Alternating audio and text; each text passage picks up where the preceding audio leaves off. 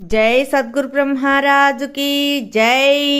శ్రీ అచలానంద సంపూర్ణాంబ సమేత శ్రీ పరిపూర్ణానంద ఎర్రగుంట సుందర రామయార్య రాజయోగి సద్గురు బ్రహ్మరాజుకి జై.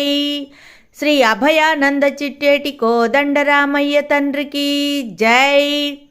శ్రీకృష్ణ దేశికేంద్రుల వారిచే విరచితంబైన క్షరాక్షరోపాధి ద్వయదోషరహిత పరమతత్వ కందపద్యములు 169, 170.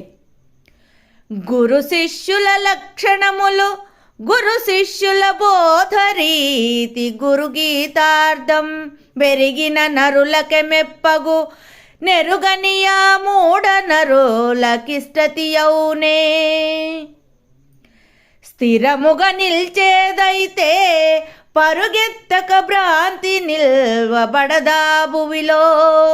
నరులు విమర్శించిన తానురుకుటమది ఎందుకో సమూహను కనురా. జై నిజ గురుభ్యో నమ. జై నిజ గురు అనుభవానందాయ నమ. శ్రీమద్భాగవత కృష్ణ ప్రభుదేశికేంద్రుల వారిచే విరచితమైన 169, 170 కందపద్యాలను మనం ఈరోజు ముచ్చటించుకుంటూ ఉన్నాం. 169వ కందపద్యంలో గురు శిష్య న్యాయమైనటువంటి పద్ధతిలో గురు శిష్యులు ఇరువురు కూడా ఎలా ఉండాలనో మనకు తెలియజేస్తూ ఉన్నారు కృష్ణ ప్రభువులు. నాయన శిష్య, గురు శిష్యుల లక్షణములు గురు శిష్యుల బోధ రీతి గురు గీతార్థం పెరిగిన నరులకే మెప్పగు నెరుగని ఆ మూఢ నరులకిష్టతియవునే. ఎరగనటువంటి వారికి ఇది రుచించదు శిష్య, వారికి ఇష్టం పుట్టదు, వారికి దీని మీద మక్కువ కలగదు, అసలు ఆసక్తే జనించదు. ఇది ఎవరికి తెలుస్తుంది? ఇది ఎవరు దీనిని అందుకుంటారు? మూఢనరులు అందుకుంటారా? మూఢాత్మలకు ఇది కుదురుతుందా? ఎంత చెప్పినా వినని చెనటులకు ఇది సాధ్యమవుతుందా? ఎప్పటికీ సాధ్యం కాదు. వారు ఆ మౌఢ్యంలోనే ఉండిపోతారు. ఎలా అంటే గురు శిష్యుల లక్షణములు ముందు ఏం తెలిసి ఉండాలి? ఇరువురికి కూడా గురువుకు గురు లక్షణము తెలిసి ఉండాలి. శిష్యునికి బోధించేటువంటి క్రమం ఎరిగి ఉండాలి. వారి గురువు ద్వారా సాంప్రదాయ పద్ధతిగా గురు శిష్య న్యాయముగా శివరామ దీక్షిత సిద్ధాంతం సంపూర్ణముగా వారి గురువు ద్వారా అందుకొని ఉండాలి. భ్రాంతిరహితులై అశరీరులుగా ఉండాలి నిజ గురువు అయినటువంటి వారు. అలానే శిష్యుల లక్షణం. శిష్యుల లక్షణం ఏమిటి?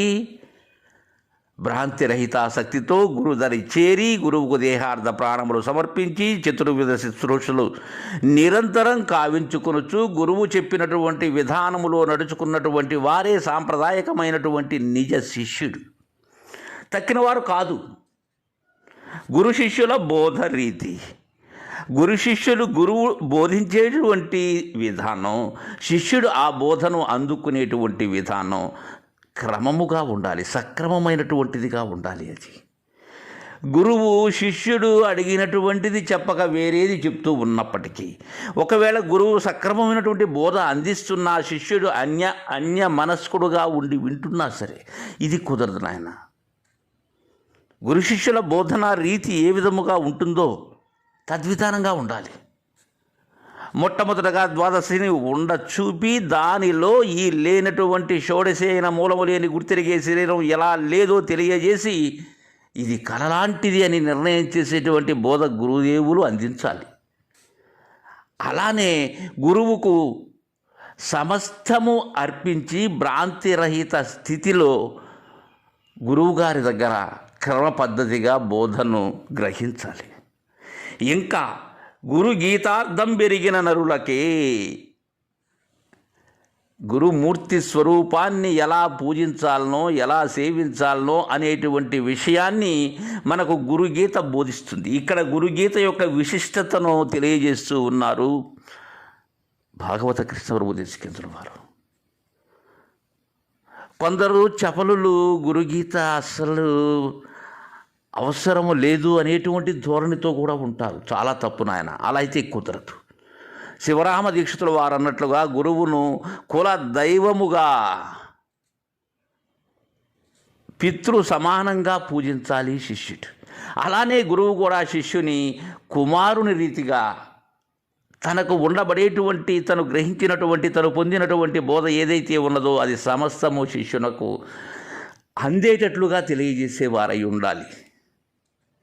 అలా ఉన్నప్పుడే అలాంటి నరులకే మెప్పవుతుంది. ఆ విధంగా ఎరిగినటువంటి ఏ విధముగా గురు శిష్యుని లక్షణములు ఎరిగి ఇరువురు కూడా గురు శిష్యుల యొక్క బోధన విధానాన్ని, ఆ పద్ధతిని గ్రహించి గురు గీతార్థాన్ని ఎవరైతే ఎరిగి ఉంటారో వారికి ఇది శ్రేష్టమైనటువంటిది నాయన ఈ బోధ. అలా ఎరుగినటువంటి వారు, మూఢ నరులైనటువంటి వారికి ఇది ఇష్టపుట్టదు అని తెలియజేసి తరువాత 170వ కందపద్యం ద్వారా ఎరుక లక్షణాన్ని తేటపరుస్తున్నారు ఇక్కడ. నాయన శిష్య, ఒక విషయాన్ని నీకు తెలియజేస్తాను నాయన. ఎలా అంటే, స్థిరముగా నిలిచేదైతే పరుగెత్తక భ్రాంతి నిల్వబడదా భువిలో,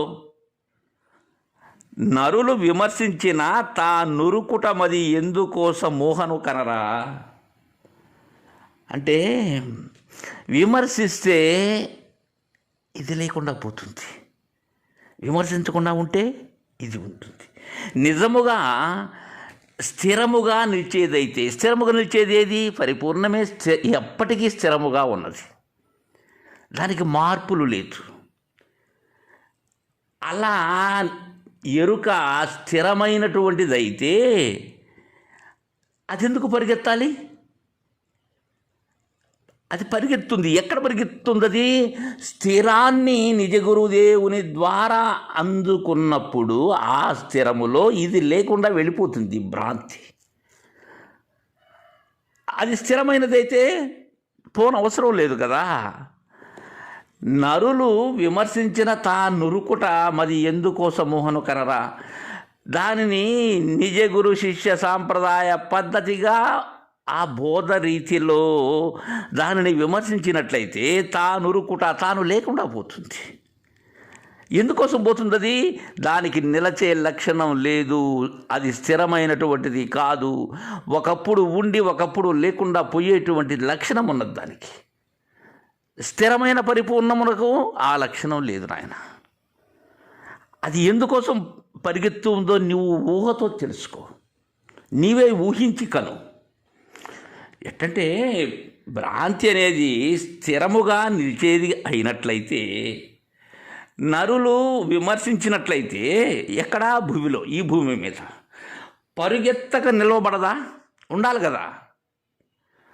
తాను ఉరకటము అది ఎందుకోసము అనేటువంటి విషయాన్ని నీకై నీవే గ్రహించు శిష్య.